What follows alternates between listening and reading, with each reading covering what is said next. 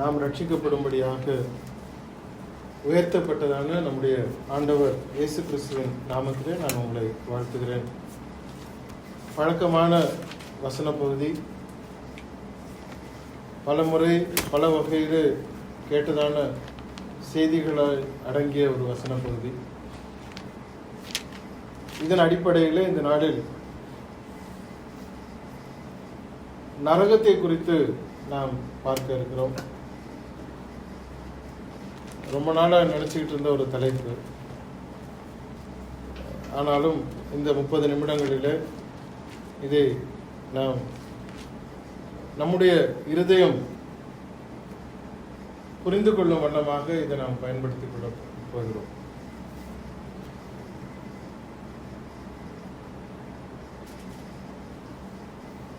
ஏதாவது நம்ம செய்யணும் அப்படின்னு ஒரு இன்ஸ்ட்ரக்ஷன் அல்லது ஒரு இன்ஃபர்மேஷன் சொல்லப்பட்டால் நம்ம என்ன பண்ணுவோம் அப்படின்னா அதை தள்ளி போடுவோம், உடனே செய்ய மாட்டோம். நமக்கு ஒரு ஹேபிட் இருக்குது. உடனே அதை செயல்படுத்துறது அப்படிங்கிறது ரொம்ப கம்மி. எஸ்பெஷலி இப்போ இருக்கிற காலகட்டம் ரொம்ப கம்மி. ஏதாவது ஒன்று செய்யணும் அப்படின்னா நம்ம ரிமைண்ட் பண்ணணும், செஞ்சிட்டிங்களா அப்படின்னு. ஐயோ மறந்துட்டேன், இந்த இப்போ செஞ்சிடறேன். கொஞ்ச நாள் அது நம்மளும் ரிமைண்ட் பண்ண மறந்துடும், போயிடும். இல்லை கூகுள்லேயோ ஜெமினிலேயோ நம்ம ரிமைண்டர் போட்டு நான் செய்கிறதுக்கு ரிமைண்டர் போடணும்.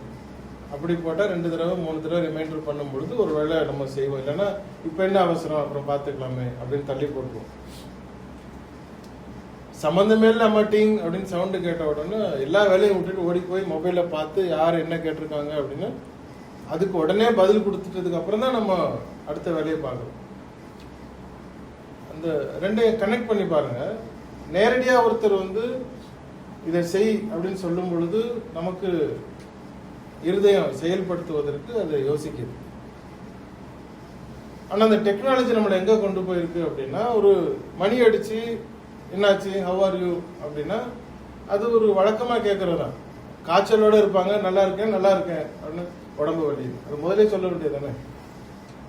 யாரையாவது பார்க்குறீங்க, பிரதர் எப்படி இருக்கிறீங்க, நல்லா இருக்கேன், 2 நாளாக காய்ச்சலாக இருக்கேன். அப்புறம் நல்லா இருக்கிறேங்கிற வார்த்தைக்கும் 2 நாளாக காய்ச்சலாக இருக்கிறது என்ன சம்பந்தம்? ஒரு ரெகுலரான ஒரு வார்த்தையவே ஹவ் ஆர் யூ அப்படின்னு ஒருத்தர் கேட்டாலுமே எல்லா வேலையும் விட்டுட்டு அதுக்கு பதில் கொடுக்க வேண்டிய ஒரு பொறுப்புல நம்மை தள்ளி விட்டுருக்கிறது. ஆனால் அனுதின வாழ்க்கையில அவசியமான ஒன்றை செய்யணும் அப்படிங்கிறதுக்கு நமக்கு மனம் கொடுப்பதே இல்லை. ஏன் இந்த விஷயத்தை நான் கொண்டு வர்றேன் அப்படின்னா, நம்முடைய வாழ்க்கைக்கு எதெல்லாம் அவசியம் அப்படின்னு உலகமும் பட்டியலிடுகிறது, வேதாகமும் பட்டியலிடுகிறது. நம்ம சொல்லுவோம்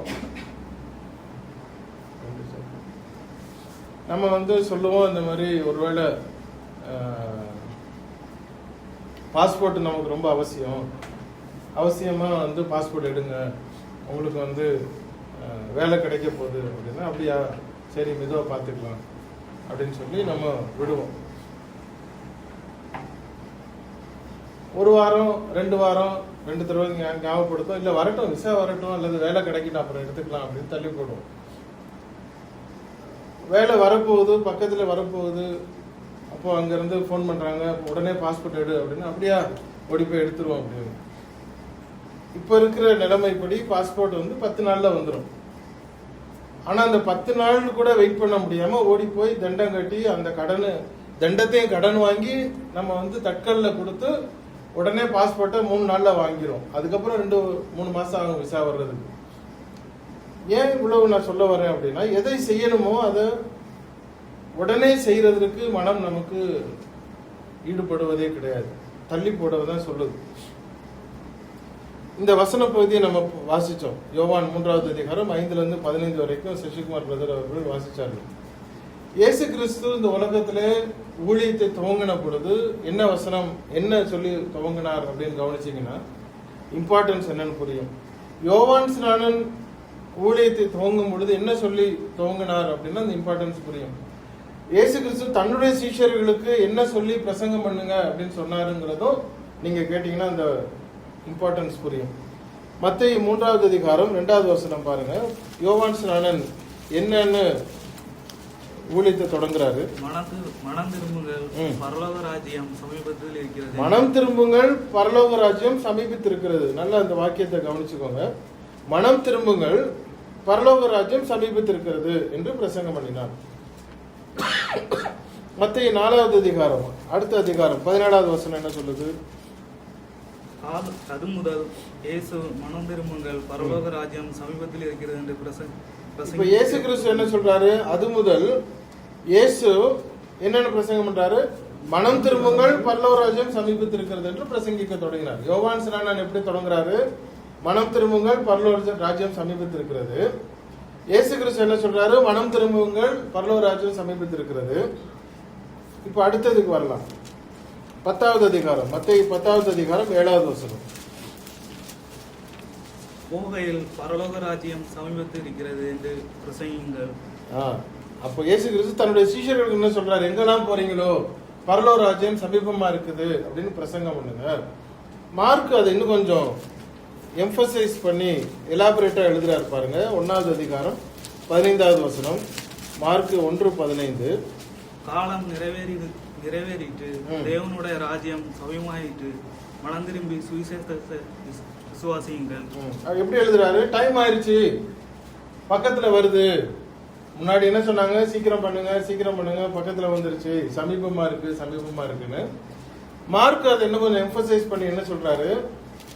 நிறைவேறிச்சு, பக்கத்துல வந்தாச்சு, உனக்கு வேலை கிடைக்கணுமா, உடனே பாஸ்போர்ட் எடுத்து எனக்கு உடனே அனுப்பு, காலம் சமீபமாயிற்று, டைம் ஆயிடுச்சுப்பா, காலம் நிறைவேறிற்று, தேவனுடைய ராஜ்யம் சமீபமாயிற்று, மனம் திரும்பி சுவிசேஷத்தை விசுவாசியுங்கள். 2 காரியம் அங்க நம்ம கவனிக்கணும். பரலோக ராஜ்யம் சமீபமா இருக்கிறது அப்படிங்கிறது ஒரு தகவல்.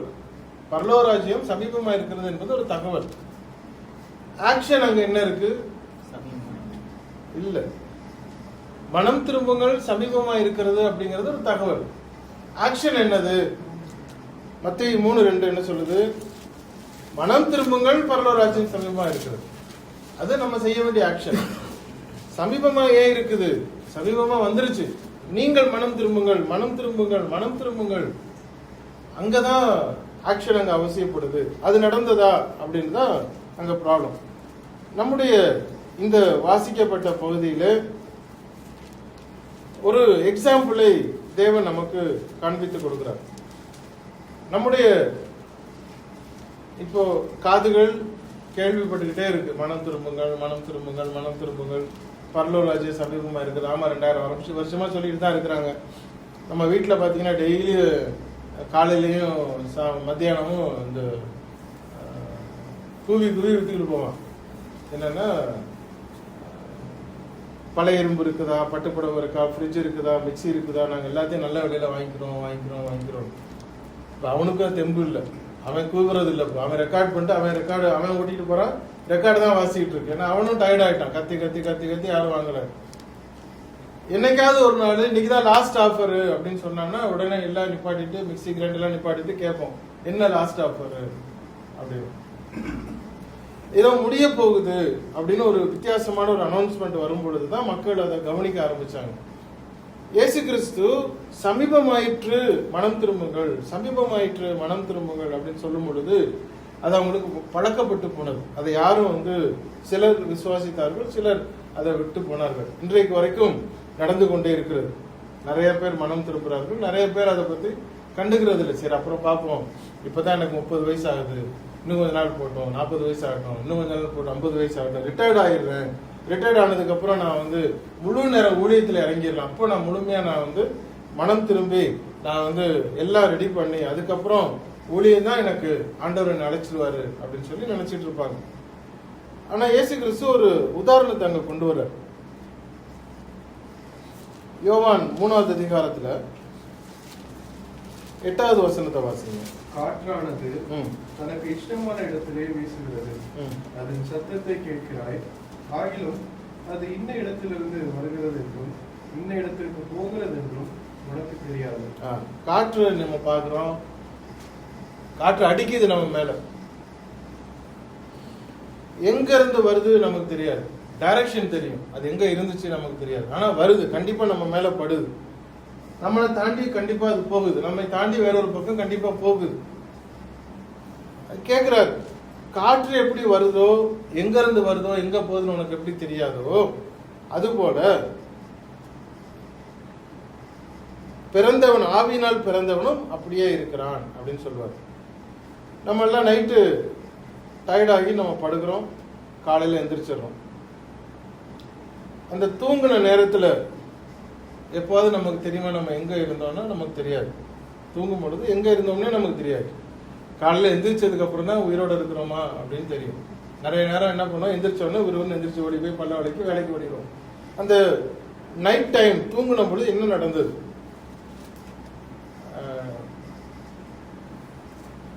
மருத்துவர்கள் வழக்கமா, அனிதா சிஸ்டர் தெரியும், அனசீசியா கொடுத்து கண்ணு முழிக்கிற வரைக்கும் டாக்டர்களுக்கு பதஷ்டமா இருக்கும். எந்திரிப்பானா எந்திரிக்க மாட்டானா, கொடுத்த டோஸ் கரெக்டு தானா, ஒருவேளை மறந்து போய் வீட்டில் பிரச்சனைன்னு சொல்லி எக்ஸ்ட்ரா 2% கூட கொடுத்துட்டாங்களா, அவன் எந்திரிச்சதுக்கு அப்புறம் நல்ல நிலைமைக்கு வருவானா, இந்த பக்கம் பாரு அந்த பக்கம் பாரு, இது எத்தனை அது எத்தனைன்னு கேட்டு கனெக்ட் பண்ணி உண்மையான நிலைமைக்கு தான் திரும்பி வந்திருக்கிறானா. ஏன்னா ஓவர் டோஸ் கொடுத்து கிட்டத்தட்ட 3-4 மாசமா பைத்தியமா இருந்த பேஷண்ட்டை நான் பார்த்துருக்கிறேன். எக்ஸ்ட்ராவா கொடுத்துருவாங்க அனஸ்தீசியாவை. அப்போ அந்த மயக்க நிலையிலிருந்து மறுபடியும் வந்த நிலை கரெக்டான நிலையா, இந்த உலகத்துல தான் நம்ம பிறந்தோமா இல்ல வேற ஒரு பக்கம் போயிருவோமா நமக்கு தெரியாது. நைட்டு நம்ம படுக்க போறோம், காலையில நம்ம எந்திரிச்சாதான் நமக்கு இந்த ஜீவன், எந்திரிக்கலன்னா ஜீவன் இல்லை. ஆனா அது நடக்குமானா நடந்திருக்கு, நடந்துட்டு தான் இருக்கு. டெய்லி நம்ம படுக்கிறோம், அவ்வளவுதான். காலையில எந்திரிப்போமா, சந்தோஷம். அதனாலதான் நம்ம கிறிஸ்தவர்கள் எந்திரிச்ச உடனே தேவனுக்கு இந்த நாளை கொடுத்தீங்களே, திரும்பவும் ஒரு ஆயுச நாளை கொடுத்தீங்களே அப்படின்னு நம்ம சொல்றது காரணம். எத்தனையோ பேர் இந்த கண்ணை இங்கே முடிக்காம வேற இடத்துல முடிப்பாங்க. அதை தான் அவர் இயேசு கிறிஸ்து சொல்றார். அந்த 3வது அதிகாரத்துல அவர் சொல்றார் பாருங்க, ஐ திங்க் 15வது வசனம் நினைக்கிறேன். பரலோக காரியங்களை சொன்னா உங்களுக்கு நீங்க நம்புவீங்களா அப்படின்னு ஒரு வசனம் இருக்கும். கண்ணாடி கொண்டு வரல, வாசிங்க பிரதர். 5:15 அடுத்த காரியம் 12வது வசனம். பூமிக்கு அடுத்த காரியங்களை நான் உங்களுக்கு சொல்லியும் நீங்கள் விசுவாசிக்கவில்லையே, பரம காரியங்களை உங்களுக்கு சொல்வேன், ஆனால் எப்படி விசுவாசிப்பீர்கள்? கண்டிப்பா ஒரு நாள் இங்க கண்ணை மூடுகிறது, எங்கேயோ ஒரு நாள் நம்ம திறக்க தான் போறோம், வேற ஒரு இடத்துல திறக்க தான் போறோம். இங்கே திறந்துட்டா பிரச்சனை இல்லை. ஒருவேளை அது இதுதான் கடைசி நைட்டா இருந்து வேறொரு பக்கம் கண்ணை திறக்குமோ, அப்படி நடக்குமா அப்படின்னா நடக்கும்னு பைபிள் சொல்றது. இயேசு கிறிஸ்து நடக்கும்னு சொல்லி தான் அந்த உதாரணத்தை சொல்றாரு. காத்து வருமா, காத்தை காணமே, காத்தே தெரியலையே அப்படின்னா வருது. அதுபோல நிச்சயமாக உனக்கும் ஒரு நாள் உண்டு. அவர் என்ன சொல்றாரு, நித்திய ஜீவனை குறித்து அவர் பேசும் பொழுது நித்திய அழிவு அங்கு இருக்கிறது என்பதை அவர் வலியுறுத்துகிறார். தேவனுடைய ராஜ்யத்தில் நம்ம எப்படி பிரவேசிக்க முடியுமா? இந்த பிரசங்கியாளன், போதகன், அந்த ஊர்ல இருக்கிற ஒரு பிரபலமான போதகனுக்கு டவுட் வந்தது.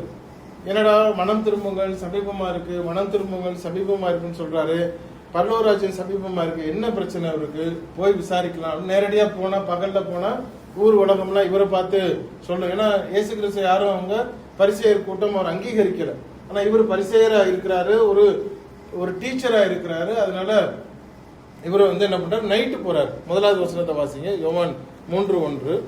யூதருக்குள்ளே அதிகாரியான நிக்கோதேமு என்னப்பட்ட பரிசேயன் ஒருவன் இருந்தான்.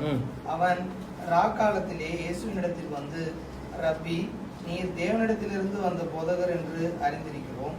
ஏனெனில் ஒருவனும் தன்னுடனே தேவன் இராவிட்டால் நீர் செய்கிற இப்படிப்பட்ட அற்புதங்களை செய்ய மாட்டான் என்றான். அவன் நைட்ல சொல்றான், நீங்க உண்மையா கடவுள்கிட்ட இருந்து வந்த ஆளுதான், இல்லைன்னா நீங்க செய்யறது மாதிரி யாரும் செய்ய முடியாது அப்படின்னு அவன் சொல்லும் பொழுது, இயேசு கிறிஸ்துடைய மறுபடிக்கும் அவனுடைய கான்வர்சேஷனும் நடுவுல சில விஷயங்கள் நடந்திருக்கணும்.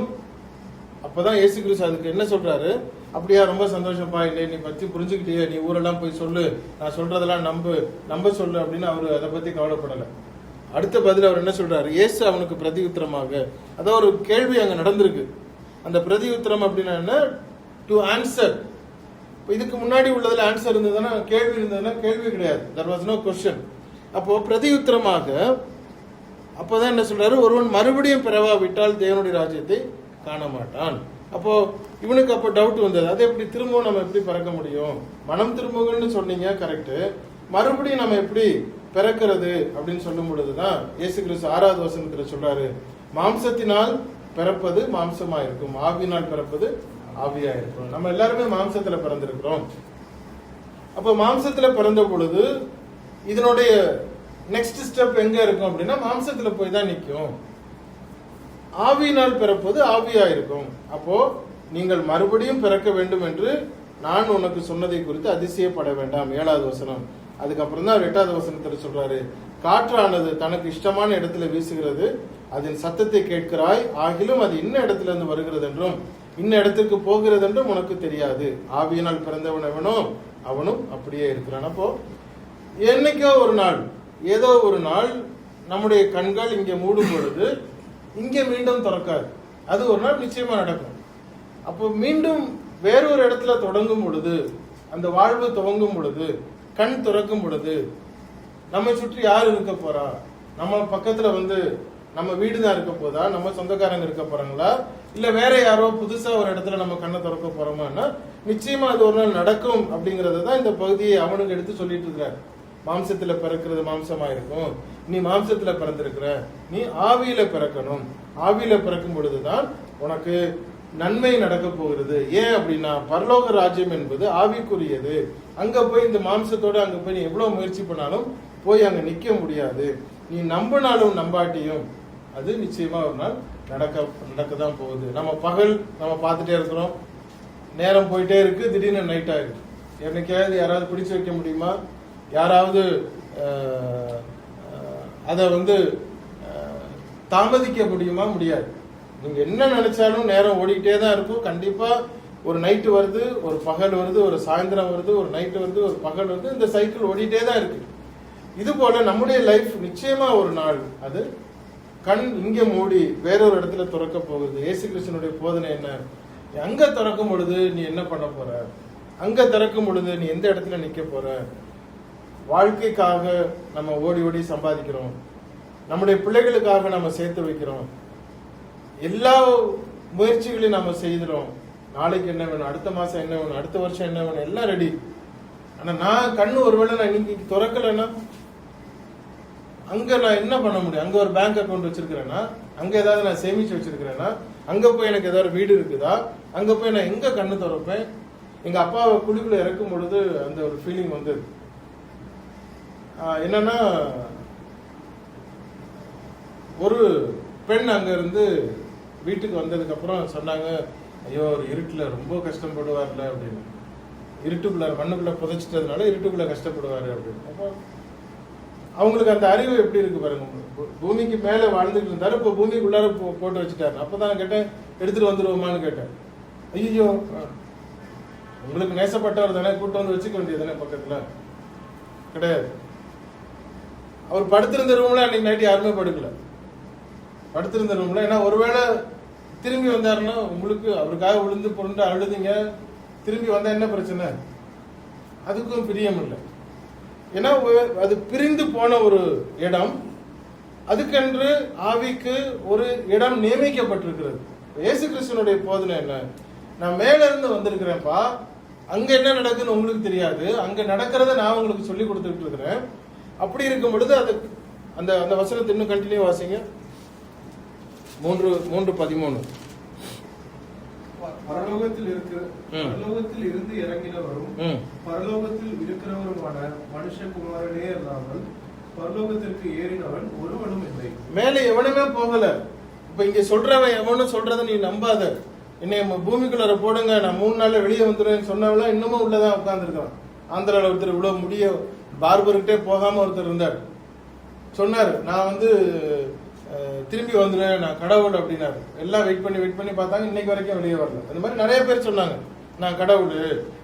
அப்படியே அவர் பால் ஊத்தி வெள்ளை கலராகவே அவர் சிலை போட்டு வச்சிருக்கிறாங்க. ஒருத்தர் அட்னங்கால் போட்டுட்டு உட்காந்துருப்பாரு.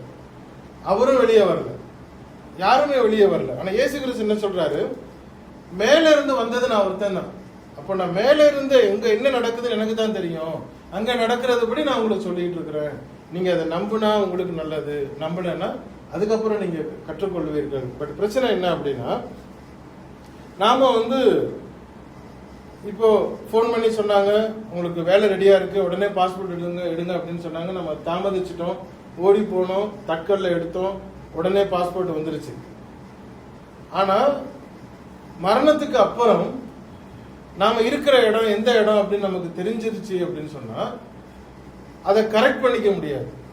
அதுக்கப்புறம் நான் ஓடி போய் விசுவாசிக்கலாம், நான் மனம் திரும்பலாம் அப்படின்னா முடியாது. ஏன்னா அது அவ்வளவுதான் டெஸ்டினேஷன். வசனம் என்ன சொல்லுதுன்னா நியாய தீர்ப்புன்னு சொல்லுது. நியாய தீர்ப்பு, வழக்கு அல்ல.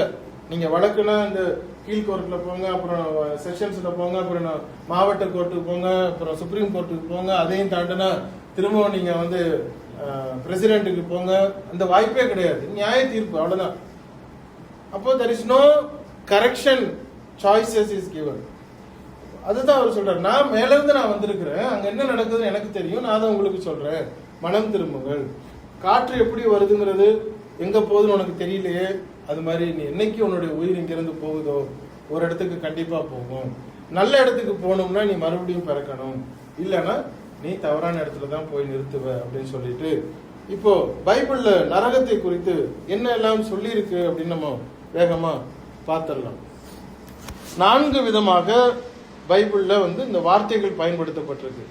முதலாவது பழைய ஏற்பாட்டுல ஷியோல் அப்படின்னு சொல்லப்படுது. ஷியோல் அப்படின்னா பழைய ஏற்பாட்டில் அவர்களுடைய அர்த்தத்தின்படி பழைய ஏற்பாட்டின், அதாவது மரித்தவர்களின் இடம், மரித்தோரின் இடம் அப்படின்னு அந்த வார்த்தைக்கு அர்த்தம் ஷியோல். இது எபிரேய வார்த்தை. கிரேக்கத்தில் வரும் பொழுது ஹேட்ஸ் அப்படின்னு சொல்லுறது, அது வந்து மரித்தோரின் தற்காலிக இருப்பிடம் அப்படின்னு இன்னும் கொஞ்சம் ஸ்பெசிஃபை பண்ணப்படுகிறது. கெஹன்னா அப்படிங்கிற ஒரு வார்த்தை இயேசு கிறிஸ்து அடிக்கடி பயன்படுத்தினார். கெஹன்னா அப்படிங்கிறது இறுதியான இடம், இறுதியான நித்திய தண்டனை இடம், இறுதியான பரலோக இடம் அல்ல, இறுதியான தண்டனையின் இடம் அப்படிங்கிறது கெஹன்னா அப்படிங்கிற வார்த்தை. வெளிப்படுத்தின விசேஷத்துல நம்ம லேக் ஆஃப் ஃபயர் அப்படிங்கிறத பார்க்கிறோம். அந்த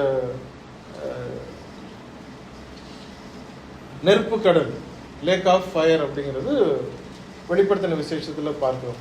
நரகத்தை குறித்து என்னெல்லாம் வேதாமம் வெளிப்படுத்தி இருக்கிறது அப்படின்னு ஒரு பட்டியல் புதிய ஏற்பாட்டிலிருந்து நான் எடுத்திருக்கிறேன். அங்க இயேசு கிறிஸ்து சொன்னது அழுகையும் பற்கடிப்பும் இருக்கும் அப்படின்னு. அழுகையும் பற்கடி என்ன பெரிய விஷயம் அப்படின்னு நீங்க கேட்கலாம். வீட்டில் காலையில் எந்திரிச்ச உடனே கொண கொண கொண கொணன்னு ஒருத்தர் அழுதுகிட்டே இருந்தாருன்னா நமக்கு எப்படி இருக்கும்? கொஞ்சம் பொறுமையாயிரு, என்ன பிரச்சனைன்னு ஒன்றும் இல்லை, ஆனால் அழுகை சவுண்டு கேட்டுக்கிட்டே இருக்கும். நம்ம பாட்டுக்கு வேலைக்கு போகிறோம், திரும்ப வீட்டுக்கு வரோம், திரும்ப அழுதுகிட்டே இருக்கிறாங்க. நமக்கு ஒன்று என்ன பிரச்சனைன்னு சொல்லு, நான் சால்வ் பண்ணுறேன். இல்லை நான் ஏதாவது தப்பு பண்ணேன்னா, இல்லை ஒன்றும் இல்லை. இல்லை எங்கள் வீட்டில் ஏதாவது தப்பு பண்ணாங்களா, இல்லை ஒன்றும் இல்லை. என்னதான் பிரச்சனை, ஒன்றும் இல்லை. அழுதுகிட்டே இருந்தா நமக்கு வீட்டில் இருக்க முடியுமா? இருக்க முடியாது. அழுகையும் பற்கடிப்பும். இப்போ அங்க வீட்டில் ஒரு 10 பேர் இருக்கணும், 10 பேர் அழுதுகிட்டு இருந்தாங்கன்னா நீங்க எப்படி இருக்க முடியும்? அந்த ஒரு சூழலை எதிர்பாருங்க. 13வது அதிகாரம் மத்தேயு 42வது வசனத்தை வாசிங்க. மத்தேயு 13:42. அவர்களை அக்கினி சூளையிலே போடுவார்கள், அங்கே அழுகையும் பற்கடிப்பும் உண்டாயிருக்கும். அங்க அழுகையும் பற்கடிப்பும் உண்டாயிருக்கும். அழுது ஓன்னு அழுதுகிட்டு இருப்பாங்க. சும்மா ஏதோ சினுங்கள் இல்லை, ஏன் ஓன்னு அழுதுகிட்டு இருப்பாங்க. ஒருத்தர் சொன்னாரு, நீ நெருப்புல தானே தூக்கி போடுவேன், நெருப்புல போட்டா ஒரு 5 நிமிஷத்துல பொசுங்கிடும், அதுக்கப்புறம் என்ன ஆகும்? நார்மலா இருந்தானே, அந்த 5 நிமிஷம் நான் தாங்கிட்டு போறேன், இந்த உலகத்துல நான் ஜாலியா வாழ்ந்துட்டு போறேன்னாரு. அதுக்கு பைபிள் நரகம் அப்படி இல்லை, அந்த அக்னி. ஏன் அப்படின்னா 1 கொரிந்தியர் 15வது அதிகாரத்துல ரொம்ப தெளிவா வசனம் சொல்லுகிறது, நாம எப்போ இங்கே மரிக்கிறோமோ நாம நம்முடைய சரீரம் மண்ணுல போயிருது, நம்முடைய ஆவி தேவனிடத்துக்கு போயிருது. ஆத்துமா என்பது ஒன்று பாதாளத்திலேயோ அல்லது பரதீசிலேயோ வைக்கப்படுகிறது.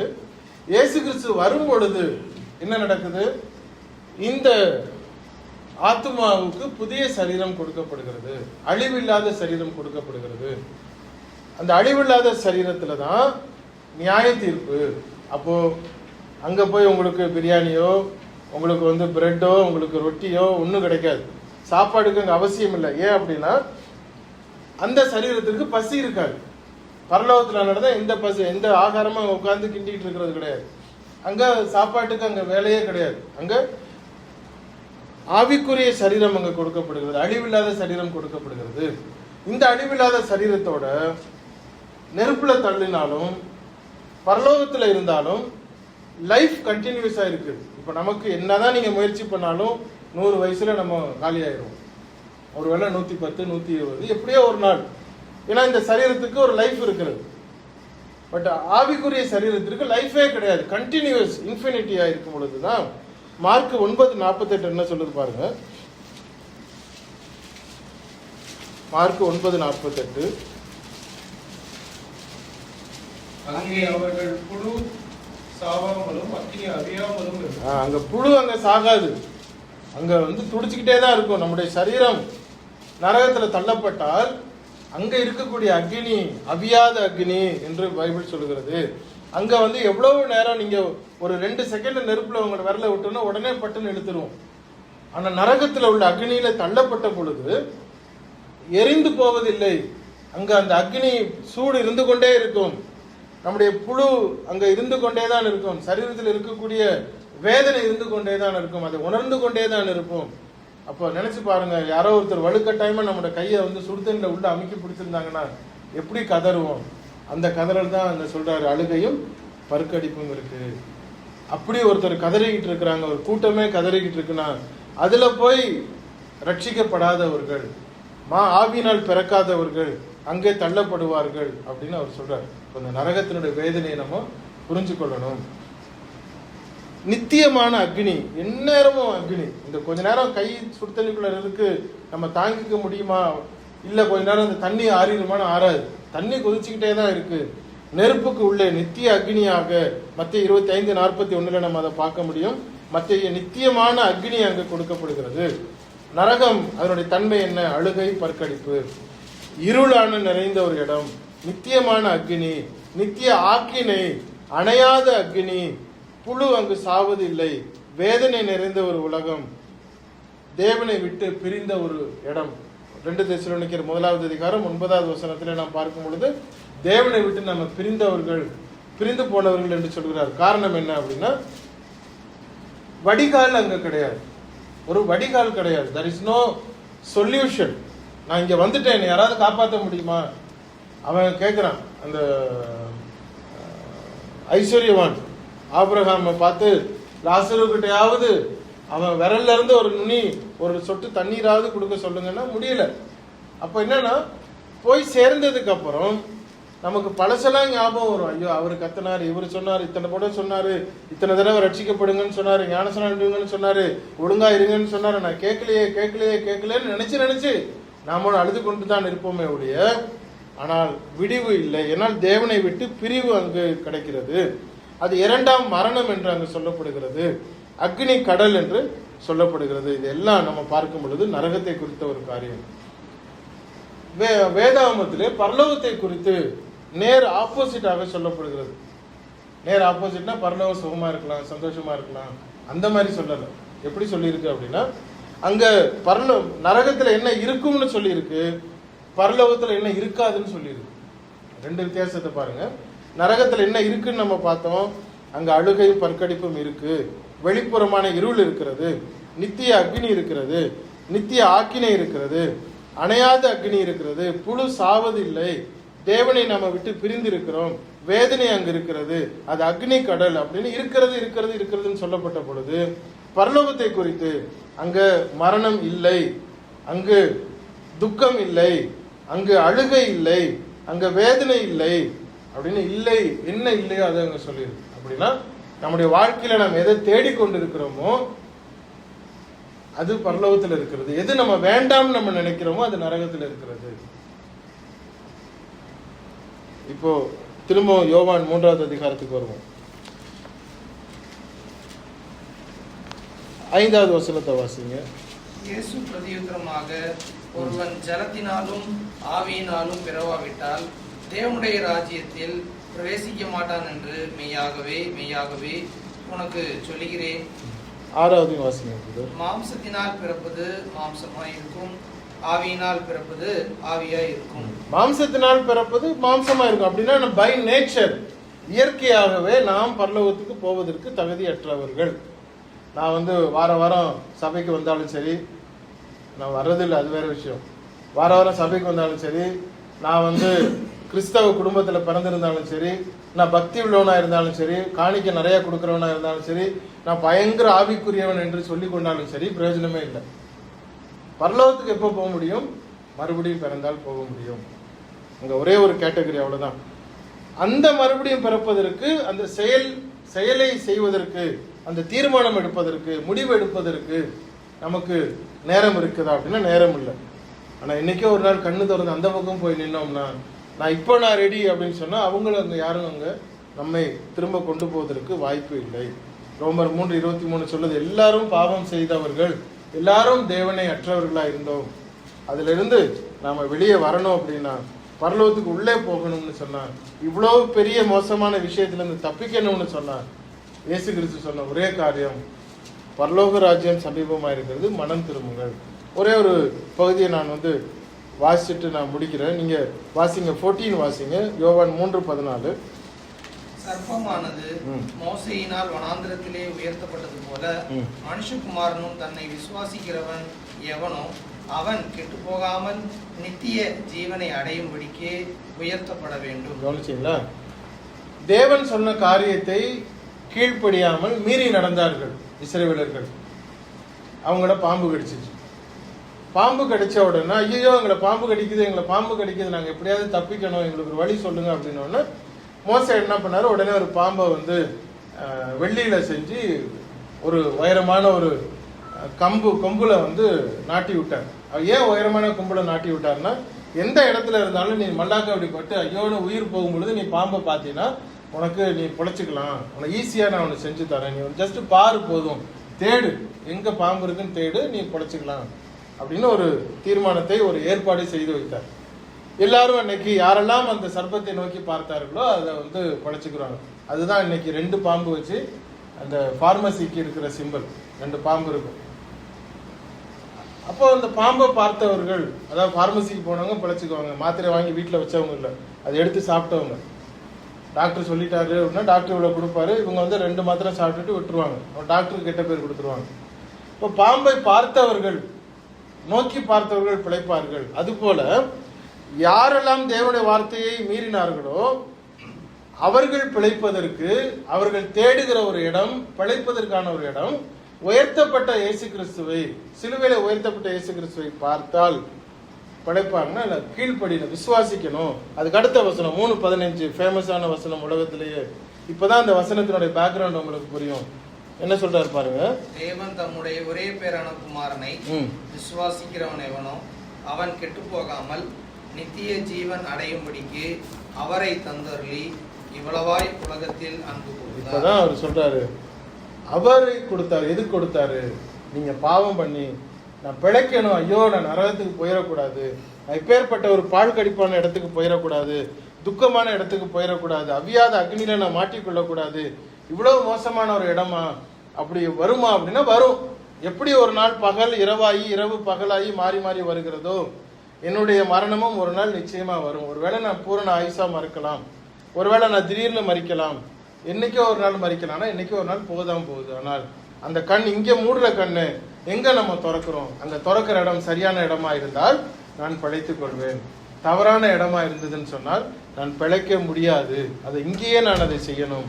அப்போ இயேசு கிறிஸ்துவை விசுவாசிக்கிறவன் எவனோ, நான் பிறந்ததுனாலேயோ என்னுடைய மதத்தினாலேயோ என்னுடைய கொள்கையினாலேயோ என்னுடைய அட்டண்டன்ஸ்னாலேயோ கிடையாது. நான் விசுவாசித்தால், அவர் நம்பினால், நம்பினா என்ன அர்த்தம்? கீழ்ப்படிந்தால், பற்றி கொண்டால், அவருடைய வார்த்தையை நான் ஏற்றுக்கொண்டால் அப்பொழுது நான் பிழைப்பேன். தேவன் தம்முடைய ஒரே பேரான குமாரனை விசுவாசிக்கிறவன் எவனோ அவன் தான் பிழைக்கிறவனா இருக்கிறான். தேவன் தாமே இந்த வார்த்தைகளை ஆசீர்வதிப்பாராக. ஆமென்.